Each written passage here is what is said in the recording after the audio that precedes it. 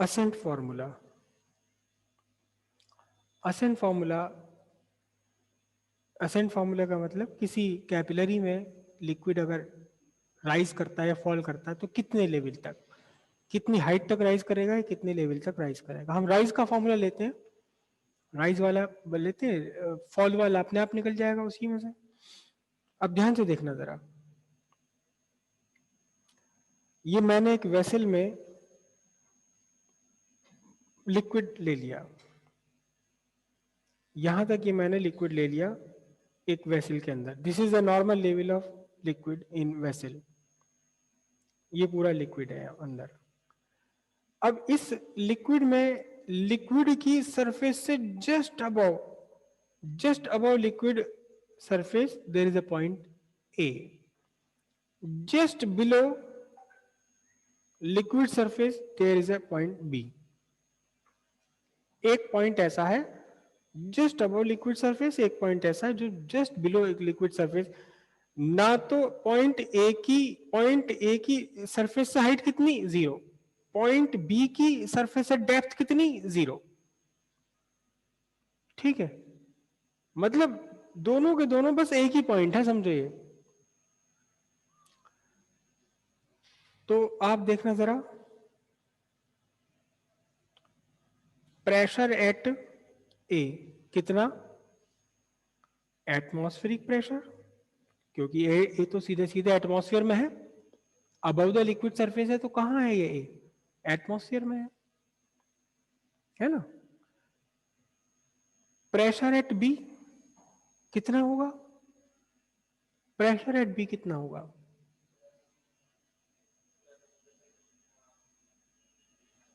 B पर pressure कितना होगा, कितना होगा, जितना पानी में होगा। पानी रे पानी, तेरा प्रेशर कैसा, क्या, तो जितना प्रेशर ए पर है उतना ही प्रेशर बी पर।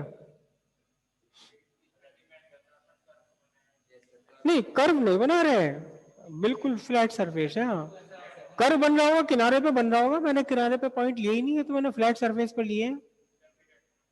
एटमॉस्फेरिक प्रेशर के इक्वल ही होगा, बिल्कुल एटमॉस्फेरिक प्रेशर ही होगा। क्यों, क्योंकि इसकी गहराई कुछ है ही नहीं। समझ रहे इतनी बात। अब मैंने क्या काम किया, मैंने यहां एक कैपिलरी ट्यूब डाल दी, सत्यमावी पीसीएम। एक मैंने यहां कैपिलरी ट्यूब लगा दी, हालांकि ट्यूब होती है पतली, लेकिन मैं अपनी कन्वीनियंस के लिए ट्यूब बना रहा हूं बड़ी सी।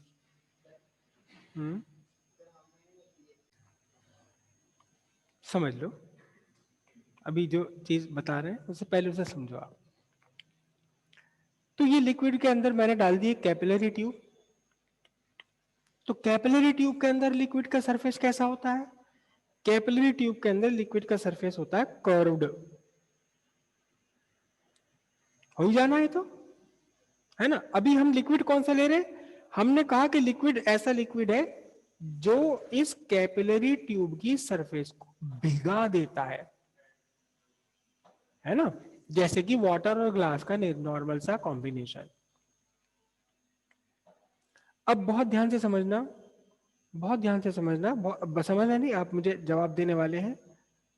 ये मैंने एक पॉइंट लिया just above meniscus, this point is C, there is another point just below the meniscus, point D,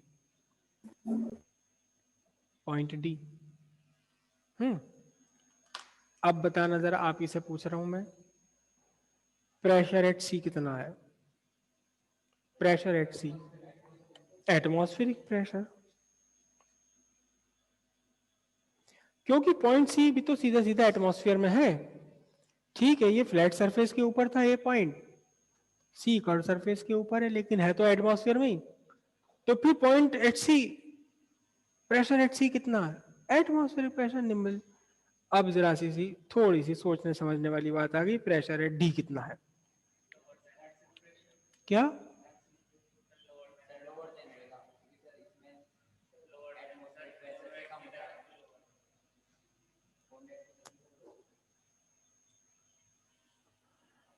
आप कह रहे हैं कि पॉइंट डी पर जो प्रेशर है वो लोअर देन एटमॉस्फेरिक प्रेशर है, लेस देन एटमॉस्फेरिक प्रेशर।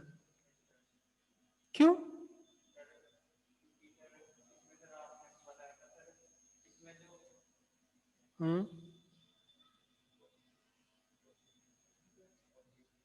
हाँ बोलो, सही बोल रहे हो। नहीं, वो सारी चीजें जो तो सब डिस्कस हो चुकी हैं, उसका रिजल्ट बताओ सीधा।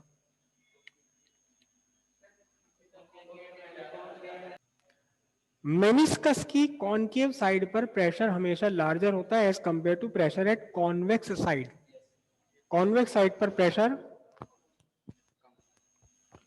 कॉन्वेक्स की साइड पर प्रेशर कम होता है, सॉरी हाँ प्रेशर कम है, और कॉनकेव की साइड पर प्रेशर लार्जर है। अब क्योंकि कॉन्केव साइड तो आ रही है हमारी एटमॉस्फेयर में, इसमें तो कोई कमी पेशी हो नहीं सकती, ये तो एटमॉस्फेयर में है ये पॉइंट, तो इसलिए यहां तो एटमॉस्फेरिक प्रेशर होना ही होना है। लेकिन डी पॉइंट पर प्रेशर सी पॉइंट से कम होना है, क्योंकि मेनिस्कस का कॉन्वेक्स सरफेस है। तो पॉइंट डी पर जो प्रेशर है it is less than atmospheric pressure, it is less than atmospheric pressure. ठीक है, अब जरा एक बात तो देखें, बी पॉइंट और डी पॉइंट अगर आप देखें तो दोनों एक ही लेवल पर है, लिक्विड में एक ही लेवल पर है ना। B point just below the liquid surface, D point just below the liquid surface. तो यहां पास्कल साहब अड़ गए, कहने लगे यार तुम पागल हो, अभी तो मैंने तुम्हें बताया था कि लिक्विड में कहीं पर एक भी प्रेशर डालोगे तो वो सब जगह एक सा हो जाएगा, करके नहीं दिखाया मैंने तुम्हें अभी कि एक ही लेवल पर लिक्विड का प्रेशर कभी भी डिफरेंट नहीं हो सकता। हाँ, अगर आप बी पॉइंट की बात करो और यहाँ दूसरा अंदर घुस जाओ लिक्विड के अंदर, तब तो यहाँ प्रेशर मैं बताऊंगा, हाँ ठीक है अगर ज्यादा है, लेकिन ये तो लिक्विड का एक ही लेवल है, यहाँ डी प्रेशर कम कैसे हो सकता है? सरफेस टेंशन वाले साइंटिस्ट अपने में आ गए, भैया देख सरफेस टेंशन का हिसाब तो सोच जरा, कि लिक्विड के कॉन्वेक्स साइड पर है और कॉनकेव साइड में तो पड़ा रहा है एटमॉस्फेयर, यहाँ तो कुछ कम नहीं हो सकता, नहीं होने का कम। अब देखो जरा ध्यान से, जो कॉन्वेक्स साइड पर डी पड़ रहा है यहाँ तो कम होना ही प्रेशर, तो फिर तुम कैसे कह रहे हो कि बी के बराबर हो जाएगा? कहने लगे भाई मैं भी ठीक हूं और तू भी ठीक है, दोनों कह रहे हैं ठीक, अब क्या करें? नेचर हमारी इतनी परफेक्ट बनी हुई है कि यह सैकड़ों हजारों नियम है नेचर ने अपने बनाए हुए, लेकिन कोई भी नियम एक दूसरे को काटता नहीं है। नेचर का नियम है क्या कि लिक्विड की सेम डेप्थ पर अलग अलग प्रेशर नहीं हो सकते। नेचर का नियम है क्या कि मेनिस्कस की कॉन्वेक्स साइड पर प्रेशर कम रहना है, कॉनकेव साइड पर ज्यादा होना, ये भी नेचर का ही लॉ है। कॉनकेव साइड में लार्जर प्रेशर, कॉन्वेक्स साइड पर स्मॉलर प्रेशर, ये भी नेचर का ही कानून है। लेकिन दोनों लॉ एक दूसरे को काटेंगे नहीं, नेचर अपने आप को परफेक्टली एडजस्ट करके रखता है। तो उन्होंने क्या कहा कि अब क्या करें भाई, तो नेचर ने कहा तुम मत करो कुछ भी, मुझे करने दो, चुपचाप देखते रहो मैं क्या करती हूं। कहने लगे ना तो मैं पास्कल को निराश करूं और ना मैं सरफेस टेंशन वाले को निराश करूं, दोनों ही खुश रहो। तो यहां जो प्रेशर डिक्रीज हो गया, कहां डी पर जो प्रेशर डिक्रीज हो गया, अब ये त्यागी जी बिल्कुल सही बात कह गए। अगर ये पॉइंट में कंसीडर करूं यहां पर और यहां पर, तो आउटसाइड द लिक्विड तो हाई प्रेशर है, जैसे कि मैंने पॉइंट बी कहा, और आउटसाइड द कैपिलरी ट्यूब जो प्रेशर हाई है, लेकिन यही inside the capillary tube pressure कम है ना। तो नेचर ने पास्कल से पूछा बताओ क्या होगा, कहने लगी जी फ्लो कर जाओ। कहां से कहां फ्लो कर जा, हाई प्रेशर से लो प्रेशर की तरफ को फ्लो कर जाओ। कब तक? जब तक कि प्रेशर इक्वल ना हो जाए। तो इस पॉइंट डी पर प्रेशर इक्वल करने के लिए लिक्विड ऊपर राइज कर जाता है। लिक्विड क्या कर गया, राइज कर गया ऊपर। कितना राइज कर गया? तब तक राइज करता रहा जब तक कि इस डी पॉइंट पर प्रेशर इस बी पॉइंट के इक्वल बने। जो प्रेशर यहाँ कम हो गया था उस कमी को कंपनसेट करने के लिए, कंपनसेशन वर्ड समझते हो? कंपनसेशन वर्ड समझते हो क्या होता है?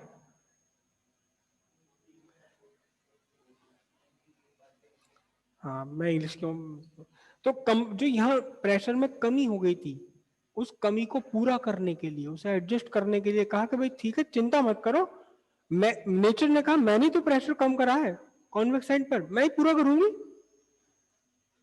लिक्विड ऊपर चढ़ गया, इतना ऊपर चढ़ गया कि अब इस लिक्विड का प्रेशर ने पूरा कर दिया जो प्रेशर यहां पॉइंट डी पर घट गया था। घटा हुआ pressure is equal to the pressure exerted by this liquid column। वो सब आ रहा है अभी फॉर्मूले में आ जाएगा आपके। जो प्रेशर की कमी हो गई थी कॉन्वेक्स साइड के कारण, कॉन्वेक्स सरफेस के कारण, उस कमी को पूरा करने के बराबर प्रेशर डाल दिया। किसने डाल दिया? इस लिक्विड ने। भाई देखो अगर मैंने अपनी उंगली पर ये पेन रख लिया तो कुछ तो प्रेशर पेन डाल ही रहा है। अगर मैं इसको अपनी उंगली पर 10 किलो का एक बाट ला के यहाँ रख दूं, 10 किलो का एक पत्थर ला के रख दूं, पता लग जाएगा प्रेशर कितना हुआ। अगर 2 मिनट में उंगली बाहर खींचनी पड़ेगी, है ना? तो भाई इसका कॉलम का वेट डाउनवर्ड एक्ट कर रहा है, तो वो डाउनवर्ड जो एक्ट कर रहा है पूरे इस कॉलम का वेट, इस पूरे कॉलम का कौन सा वाला कॉलम जो लिक्विड के ऊपर चला गया, लिक्विड की बाहर वाली सरफेस से जितना लिक्विड का कॉलम ऊपर चला गया, इसका सबका वेट डाउनवर्ड काम कर रहा है ना। उस डाउनवर्ड काम वेट ने इस डी पॉइंट पर होने वाले प्रेशर की कमी को पूरा कर दिया। ठीक है, तो मैं इस पॉइंट को डी डैश लिख रहा हूं। अब देखना जरा ध्यान से, डी डैश पर कुल मिलाकर कितना प्रेशर होगा? प्रेशर एट डी डैश कितना प्रेशर होगा?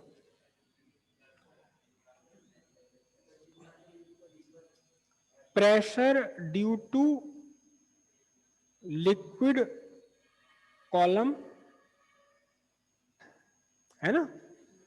Pressure dot due to liquid column plus, plus क्या बताओ? यहां से इसे इसकी थोड़ी सी बात अभी हम बाद में करेंगे। पॉइंट डी पर प्रेशर कितना है? लेस देन एटमॉस्फेरिक प्रेशर है। यहां आपने कहा कि प्रेशर पॉइंट डी पर लेस देन एटमॉस्फेरिक प्रेशर है और सी पर एटमॉस्फेरिक प्रेशर है ही, है ना? तो आप मुझे ये बताओ कि सी पर कितना ज्यादा है डी से प्रेशर, कितना ज्यादा है? फिर से समझो बात को। पॉइंट सी एटमॉस्फेयर के सीधे सीधे रिलेट में कांटेक्ट में है, सीधे सीधे एटमॉस्फेयर में है पॉइंट सी, तो यहाँ एटमॉस्फेरिक प्रेशर के इक्वली यहाँ प्रेशर होना है। लेकिन डी पर प्रेशर है, कुछ तो है यहाँ प्रेशर, वो सी वाले सी पर जितना प्रेशर है उससे कम है डी पर प्रेशर। लेकिन अगर मैं कहूं कि डी पर प्रेशर है एक्स, डी पर प्रेशर है एक्स, तो फिर अब आप कहोगे कि सी पर प्रेशर कम है, क्योंकि ये फिर कहां आ रहा है? एटमॉस्फेयर में आ रहा है। सॉरी, सी पर प्रेशर ज्यादा है, कॉनकेव साइड में है ये। अगर डी पर प्रेशर एक्स है तो फिर सी पर प्रेशर कितना होगा?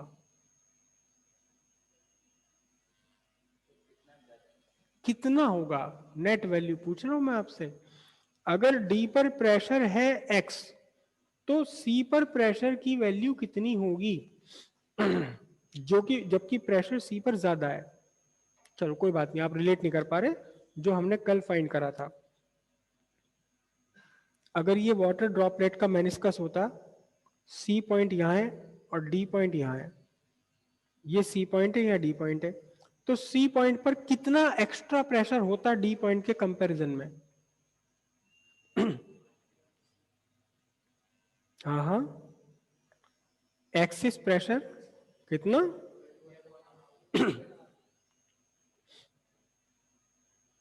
यही होता ना।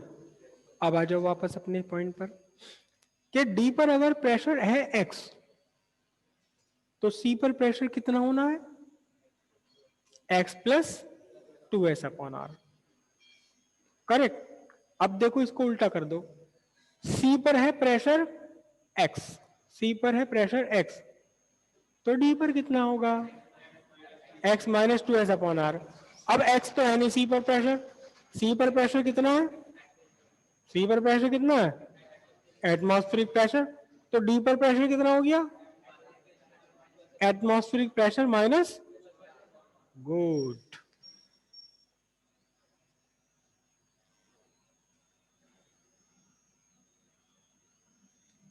तो हम फिर से वही बात लिखें, प्रेशर एट डी कितना है, atmospheric pressure minus 2s upon are.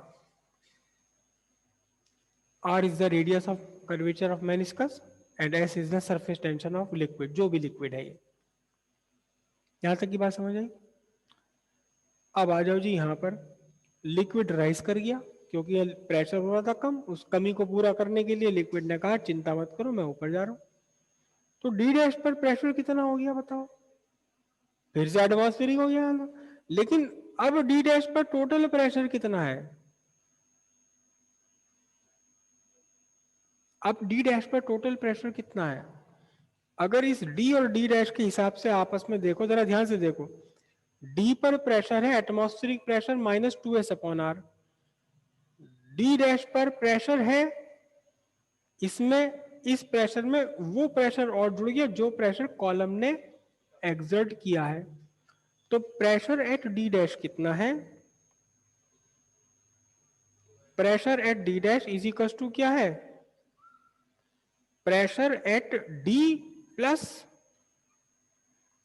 Pressure due to liquid column of height h, h height तक ये कॉलम ऊपर चढ़ गया, h हाइट तक कॉलम ऊपर पहुंच गया, तो d डैश पर कितना प्रेशर है, d डैश पर टोटल प्रेशर है, प्रेशर है d plus pressure due to liquid column, और d पर कितना प्रेशर था भाई, atmospheric pressure minus 2s upon R, और लिक्विड का प्रेशर कितना होता है, H D G, height into density into gravitational acceleration. ये बात समझ में नहीं आई जी, वो कहां से उठा लिया आपने एच डी जी, ये बात समझ में नहीं आई, एच डी जी कहां से उठा लिया, ये ना पढ़ा जी हमने आज तक भी, ये ना देखा कभी। तो अब हम क्या करते हैं, अब हम इस डेरिवेशन को यही छोड़ते हैं बीच में, पहले इससे ही निपट लो ये कहां से आया, h इंटू डेंसिटी इंटू जी, डेंसिटी को d भी लिख देते हैं, डेंसिटी को एक नया सिंबल बनाया है जिसे कहते हैं रो, RHO रो, क्या बोलते हैं इसे,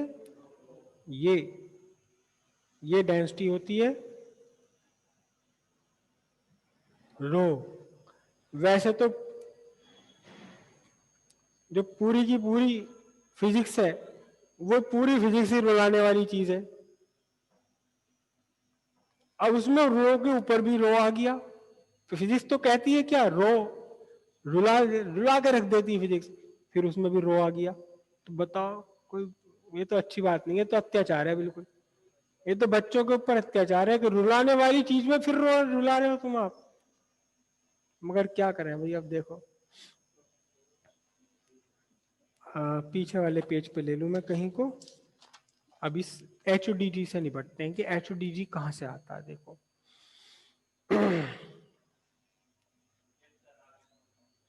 त्यागी जी को समझ आए, त्यागी इज वेरी स्मार्ट, अजी नहीं त्यागी जी मुझे समझा रहे तो आपको तो समझ आएगी, अब आगे को समझा रहे तो, हाँ हाँ फोर्स अपॉन एरिया, बिल्कुल सही बात है, वही करने वाला हूं मैं भी, वही करने वाला हूं।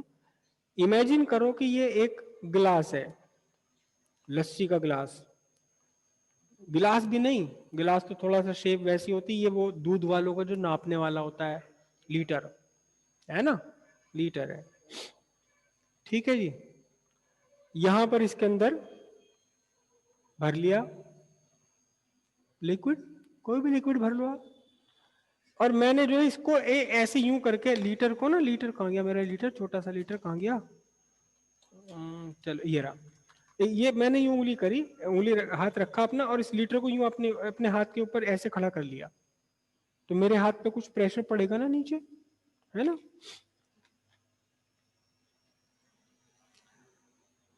तो इस नीचे इसका लिक्विड का, इसका पूरे का एरिया ऑफ बेस था कितना, ए, सीधे सीधे मैं ए ले रहा हूं, उसको पाई वाई के चक्कर में नहीं पड़ रहा है। तो मैंने यहाँ अपने हाथ पर इसे रखा हुआ है, मुझे हाथ बनाना नहीं आता बिल्कुल, आप इमेजिन कर लो कि ये मेरा हाथ है, हथेली के ऊपर मैंने इसको रखा हुआ है। तो मुझे कितना प्रेशर फील होगा, प्रेशर इज इक्वल टू कितना होगा, फोर्स अपॉन एरिया। प्रेशर, अब ये फोर्स कितना लगाएगा, फोर्स कितना लगाएगा, इमेजिन करो कि ये इसका अपना कोई वेट नहीं है, तो फोर्स कैसे लगेगा, जो जिस फोर्स से खींच, अर्थ से खींच रही है, क्या, weight of liquid by area. Weight of liquid कितना होगा, वेट ऑफ लिक्विड होगा mass into acceleration, weight of liquid सीधे सीधे mg लिख रहा हूं मैं, mg is the weight upon area A. Mass कितना होता है, मास होता है volume into area into, sorry sorry sorry sorry sorry sorry, volume into density into g upon A. Volume कितना होता है, एरिया इनटू हाइट, बिल्कुल सही बात है, ये इसकी हाइट है h, तो वॉल्यूम कितना है, area into height into density into g upon A. A से ए कैंसिल कर दो, क्या हो गया, it is the pressure, it is the pressure what exerted by liquid column of height h. This is the pressure exerted by liquid column of height h. h जितनी ज्यादा होगी उतनी ज्यादा प्रेशर आपके ऊपर पड़ेगा, है ना। बात समझ आ गई कहां से आए। अब वापस अपने उस पर आ जाओ भाई, यहां आ जाओ। तो डी पर प्रेशर, डी डैश पर टोटल प्रेशर कितना हुआ, डी डैश पर टोटल प्रेशर हो गया एटमॉस्फेरिक प्रेशर में से जो कम हो गया था due to curved meniscus, plus बढ़ गया, कितना बढ़ गया, लिक्विड के कॉलम के प्रेशर के इक्वल। लेकिन अगर आप फिर से बात ध्यान से देखें तो भैया अब भी डी डैश और बी तो आपस में सेम लेवल पर है, अब भी तो डी डैश और सेम लेवल पर है, तो इसका मतलब क्या हुआ, इसका मतलब ये हुआ, इसका मतलब ये हुआ कि भाई pressure at D dash is equal to क्या है, प्रेशर एट बी, मतलब एटमॉस्फेरिक प्रेशर। तो ये क्या है, ये सब मिलकर के एटमॉस्फेरिक प्रेशर है, और होना भी चाहिए, जितना कम हुआ था उतना ही तो बढ़ाया इसने, ये सब मिलकर भी क्या है, एटमॉस्फेरिक प्रेशर। तो atmospheric pressure minus 2s upon R plus H rho G is equal to atmospheric pressure. तो क्या बचा आपका, मैं इधर ले जाऊं इसे, तो ये बचा 2s upon R is equal to, नहीं नहीं नहीं, H rho G equals 2s upon R, और h is equal to 2s upon rho G R. ये वो हाइट हो गई जिस हाइट तक लिक्विड राइज कर जाएगा। डिपेंड करता है कि सरफेस टेंशन क्या है लिक्विड का, डिपेंड करता है कि डेंसिटी क्या है लिक्विड की, जी पे तो डिपेंड नहीं करेगा, तो कांस्टेंट रहता है, और डिपेंड करेगा कि रेडियस। अच्छा अब यहां आ जाओ जी, ये रेडियस क्या चीज है, ये जो कैपिटल आर है ये कौन सी वाली रेडियस है।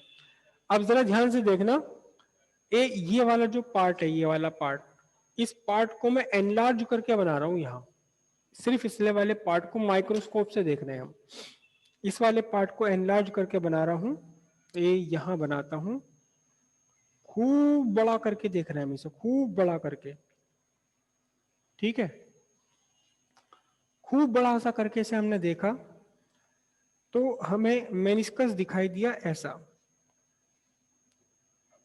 है ना, इस शेप का मेनिस्कस हमें दिखाई दिया।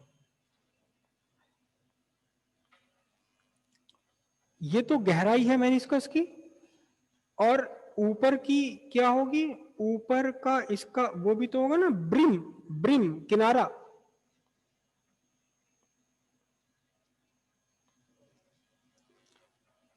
ये तो लिक्विड की गहराई प्याले जैसा स्ट्रक्चर बन गया, और ये मैंने जो ऊपर बनाया है क्या क्या, किनारे किनारे, है ना।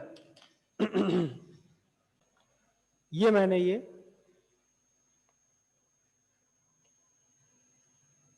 एक बाउल ले लिया एज सजेस्टेड बाय मिस्टर त्यागी।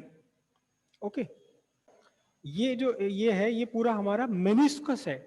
तो मेनिस्कस का शेप ऊपर से देखने पर कैसे होता है, तो मेनिस्कस का शेप कैसा है, ये यहां से दबा हुआ,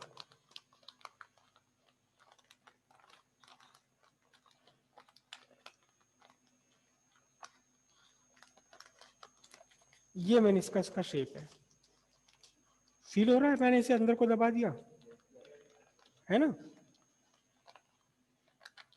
तो ये वाला क्या है, ये अंदर को गहरा गड्ढा, ये जो गड्ढा है अंदर की तरफ को जो गहरा हो रहा है, अब फील हो रहा है आपको अंदर की तरफ जाता हुआ यहां से। हालांकि उतनी क्लैरिटी नहीं होती, जितनी क्लैरिटी मॉनिटर में मुझे दिखाई दे रही है उतनी क्लैरिटी प्रोजेक्टर की नहीं होती। प्रोजेक्टर की तो क्लैरिटी कम ही होती है। तो लेकिन ये आपका गड्ढा बन गया यहाँ, ये गड्ढा हो गया आपका मेनिस्कस, है ना। तो इस गड्ढे में एक तो ये गहराई हमें दिखाई दे रही है साइड से देखने पर, लेकिन पानी तो एक्चुअली यहां तक होगा ना, इस किनारे तक। तो ये जो मैंने बनाया है यहाँ ऊपर, ऊपर जो ये बनाया है, ये तो ये बनाया है मैंने, ये वाला जो स्ट्रक्चर बनाया है वो तो मैंने बनाया है ये वाला किनारा, समझ रहे हो। और जो ये गहराई है वो गहराई मैंने ये बनाई है। चलो मैं इस गहराई को तो कंटिन्यूअस लाइन से ड्रॉ कर दूं, समझ गए। ये तो गहराई होगी कौन सी वाली, जो लिक्विड की गहराई दिखाई दे रही है। और ये ऊपर जो मैंने डॉटेड लाइन बना दी है, ये डॉटेड लाइन कौन सी है, वो ये वाली डॉटेड लाइन है किनारा। कहां पर, कहां का किनारा, जहां लिक्विड टच कर रहा है, किसे टच कर रहा है, सरफेस को टच कर रहा है, ट्यूब को टच कर रहा है, जहां ये किनारा ये लिक्विड हो गया। ठीक है, अब ध्यान से देखना, अब ध्यान से मुझे बताना, हालांकि टाइम भी खत्म हो रहा है, कोई बात नहीं। ये जो इस फॉर्मूले में कैपिटल आर आया है, वो इसमें कहां है कैपिटल आर, इस स्ट्रक्चर में बताओ कहां है वो कैपिटल आर। चलो देखो मैं आपको ऑप्शन दे रहा हूं, ये मैंने सर्किल ये ड्रॉ कर रखा है, इस सर्किल की रेडियस कहीं यहाँ बीच में सर्किल की रेडियस होगी। मैं इसको पूरे को प्लेन यहाँ इमेजिन कर लूँ, एक चूड़ी इमेजिन कर लूँ इसे, ऊपर का जो डॉटेड लाइन है रेड कलर की, तो चूड़ी का सेंटर यहाँ होगा ना बीच में। क्या ये वाली रेडियस है मेरी इस कैपिटल आर, नहीं नहीं, बिल्कुल सही कहा त्यागी जी ने कि ये जो है ये वाली रेडियस नहीं है, ये तो जो रेडियस आप ले रहे हो ये तो कैपिलरी ट्यूब की रेडियस है। लेकिन ये जो गहराई इसमें बनी हुई है, इस गहराई को अगर आप इमेजिन करो तो एक ऐसे हो जाएगा, मेरे पास है नहीं कि बॉल जैसे यहाँ पे एक बॉल रख दियो, बॉल बॉल यहाँ पर रख के दबा दो इसे बॉल को, तो उस बॉल की रेडियस कुछ अलग होगी जो यहाँ से।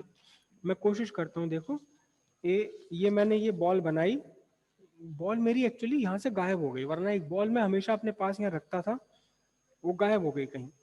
देखो इस एक तो इस रेडियस है इस बॉल की, लेकिन अगर मैं इस बॉल के ऊपर यहाँ एक सर्किल ड्रॉ कर लूं, इसका एक वो बना लूं क्रॉस सेक्शन, तो इस सर्किल की रेडियस कुछ और है, जबकि बॉल की रेडियस तो 3 डायमेंशनली अंदर है ये। तो ये जो कैपिटल आर आ रहा है, ये कैपिटल आर जो आ रहा है, ये उस स्फीयर का, इस स्फीयर का रेडियस ऑफ रेडियस है, जिस स्फीयर का पार्ट ये गहराई है, जिस ये गहराई जो है इसके अंदर जहां से लिक्विड निकल कर चला गया समझो, तो ये एक स्फीयर का एक पार्ट है, उस स्फीयर की रेडियस आर है, वो यहां कैसे बनेगी देखना, वो यहां कैसे बनेगी, बहुत ध्यान से देखना। अगर मैं इसे स्फीयर को पूरा करूं तो ये स्फीयर यहां तक निकल कर जाएगा बाहर तक, दिस इज द स्फीयर, और कहीं यहां कहीं इसका सेंटर होगा, ये पूरा स्फीयर यहां तक निकल के जाएगा बाहर तक, लिक्विड के बाहर तक, ट्यूब के बाहर तक, यहां कहीं इसका सेंटर होगा, तो this is radius of curvature, this is R. क्योंकि इमेजिन करो ना कि बबल का, बबल है एक पूरा पार्टी, उस बबल की रेडियस कैपिटल आर है यहां पर, लेकिन हमें क्या लेना है, हमें तो रेडियस ऑफ कैपिलरी ट्यूब का हिसाब बनना चाहिए। क्या हिसाब बनना चाहिए? रेडियस ऑफ कैपिलरी ट्यूब का हिसाब बनना चाहिए। ये रेडियस है कैपिलरी ट्यूब की रेडियस, ठीक है। तो कैपिटल आर को स्मॉल आर की टर्म्स में हमें लेकर आना है। बहुत छोटा सा सिंपल सी बात है। कैपिटल आर है हमारे पास, लेकिन हमें उसे स्मॉल आर के रूप में लेकर के आना है।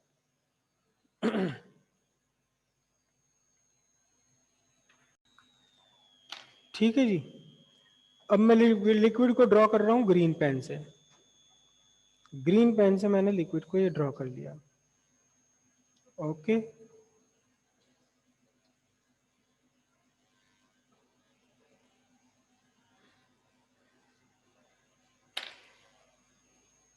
तो जो रेडियस कैपिटल आर है वो ये वाली रेडियस है कैपिटल आर। और हमें लानी क्या है? हमें लानी है, इसका मैंने बनाया ये किनारा। ये क्या है? ये ऊपर वाला किनारा है, ठीक है। और ये लिक्विड का मेनिस्कस है अंदर की तरफ दबा हुआ। तो स्मॉल आर कहाँ है? Small R, this is small R, radius of capillary tube. अब इसे कैपिटल आर को सब्स्टिट्यूट करना हमने स्मॉल आर की टर्म्स में। कैपिटल आर को स्मॉल आर की टर्म्स में सब्स्टिट्यूट करना है। इस सेंटर को मैंने सी लिखा, इस सेंटर को मैंने ओ लिखा। मैंने यहां से ओ सी ज्वाइन कर दिया। ओ सी मैंने यहां से ज्वाइन कर दिया। कौन सा बन गया? राइट ट्रायंगल बन गया। सिंपल सी बात है। अब आ जाओ जी जरा एक और कहानी पर। ये पॉइंट ऑफ कांटेक्ट है। इस पॉइंट ऑफ कांटेक्ट का नाम लिख देता हूं मैं A. A is the point of contact. तो पॉइंट ऑफ कांटेक्ट पर मैंने क्या करा? एक लाइन ड्रॉ करी इनटू द लिक्विड। मैं जानबूझ करके थोड़ी सी अलग हटा के बना रहा हूं ताकि आपको लाइन दिखाई दे, वरना तो ये लाइन इस ब्लैक लाइन के ऊपर ही बनेगी। रेड लाइन भी कहां बनेगी? ब्लैक लाइन के ऊपर ही बनेगी। तो मैंने ये करी। और जो पॉइंट ऑफ कांटेक्ट है, पॉइंट ऑफ कांटेक्ट पर मैंने एक टेंजेंट ड्रॉ कर लिया। किसका टेंजेंट ड्रॉ कर लिया? लिक्विड के मेनिस्कस का। इन दोनों के बीच का जो एंगल थीटा है इसे क्या कहते हैं? Angle of contact, contact angle. Clear है बात? अब जरा ध्यान से देखना, बहुत ध्यान से देखना, बहुत ध्यान से देखना। ये मेरी ब्लैक वाली लाइन, ये वाली ब्लैक वाली लाइन, और ये मेरी रेड वाली लाइन। इन दोनों के बीच का कितना एंगल है? 90 डिग्री। ओके। तो फिर बीच में ही रेड वाली लाइन आ गई। अब जरा बताना ये एंगल कितना बचा? ये वाला एंगल कितना बचा? 90 माइनस थीटा बचा, ठीक है। अब एक बात देखना ध्यान से, ये कैपिटल आर वाली लाइन और एक ये वाली लाइन, एक तो ये वाली लाइन है और एक ये वाली लाइन, ये दोनों कितने एंगल पर है? आप पहले ही जानते हैं कि सर्किल की टेंजेंट रेडियस के साथ राइट एंगल बनाती है। ये पूरा सर्किल, सर्किल की टेंजेंट ये वाली मेरी लाइन और ये रेडियस, दोनों परपेंडिकुलर होते हैं। अब इनमें से एक एंगल है 90 माइनस थीटा, तो बराबर का एंगल कितना बचा? ये एंगल आपका कितना बचा? ये बचा थीटा। क्लियर है बात? ये अब सिंपल, अब कहानी खत्म। अब सब सिंपल है। कॉस थीटा लगा दो, बेस अपॉन हाइपोटेन्यूज। तो इन ट्राइंगल, कौन सा ट्राइंगल है? A O C. In triangle A O C cos theta equals what? Small are upon capital R. क्या बना ये? Small are upon capital R. तो कैपिटल आर कितना बनेगा? कैपिटल आर कितना बनेगा?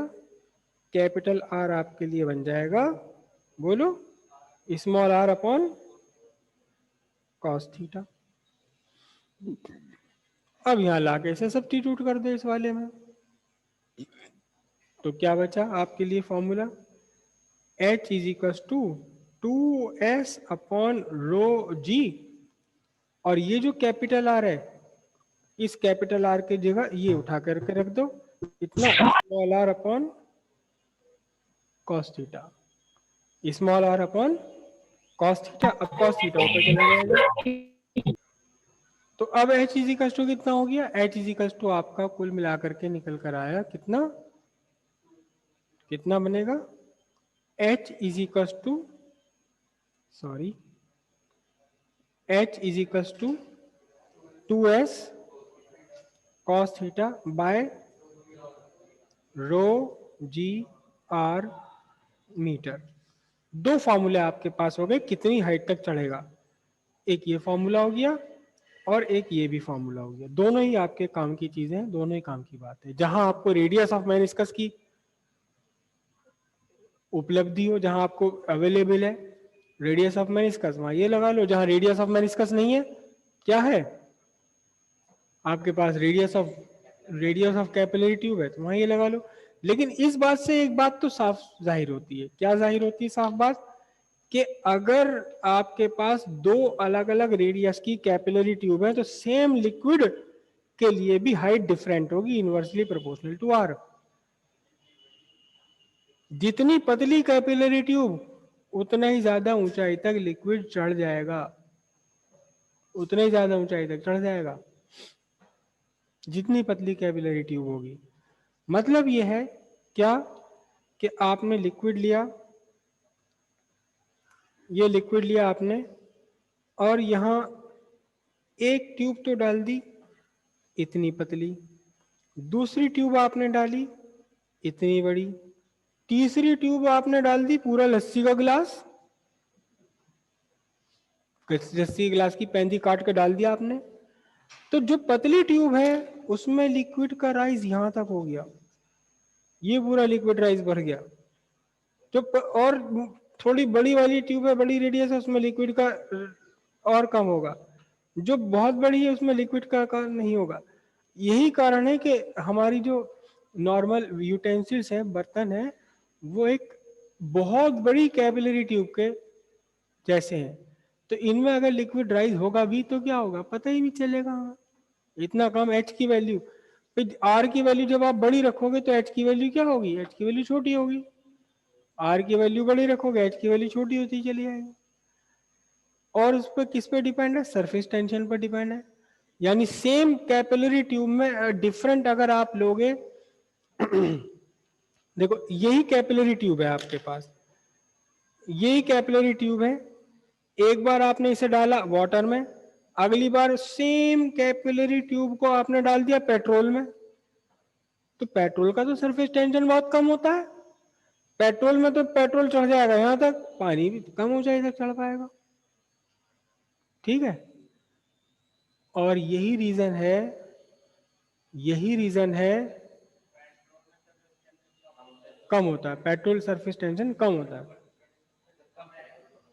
अच्छा अच्छा, उल्टा बोल गया मैं।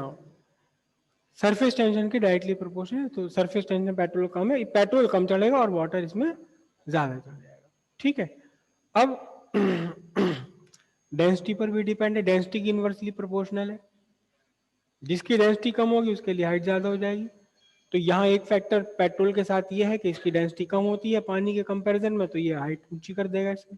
दोनों ही बातें आ रही, कोई फैक्टर डिक्रीज भी कर रहा है, कोई फैक्टर इंक्रीज भी कर रहा है। टोटल मिलाकर इंक्रीज होगा डिक्रीज होगा, डिपेंड करता है कि इनमें से कौन सा वाला फैक्टर ज्यादा इफेक्टिव है। डेंसिटी वाला ज्यादा इफेक्टिव है, सरफेस टेंशन वाला ज्यादा इफेक्टिव है। पेट्रोल के केस में डेंसिटी वाला ज्यादा इफेक्टिव हो जाता है, डेंसिटी वाला ज्यादा इफेक्टिव हो जाएगा तो पेट्रोल ज्यादा चढ़ जाएगा। क्योंकि पेट्रोल में ही गर्म कपड़े पेट्रोल में या इस जैसे ही कोई किसी तेल में धोए जाते हैं। हाँ जी, यहाँ तक की बात आपको क्लियर हुई सारी है। किसी ने आज शुरू करते ही पूछा था कि जी समझ तो आ गया कि चढ़ जाता है लिक्विड, लेकिन क्यों चढ़ जाता है ये बात समझ नहीं आ रही। उस क्यों का जवाब मिला आपको या नहीं मिल गया? क्यों चढ़ जाता है ये भी क्लियर है, क्योंकि प्रेशर डिफरेंस आ जाता है। कितना चढ़ जाएगा, कितना लिक्विड चढ़ जाएगा ये भी क्लियर है। अब यहीं से एक बात और ध्यान से आती है, अब देखना जरा ध्यान से। इसी में से एक फॉर्मूले में से एक बहुत ही बढ़िया रिजल्ट निकल कर आता है। क्या?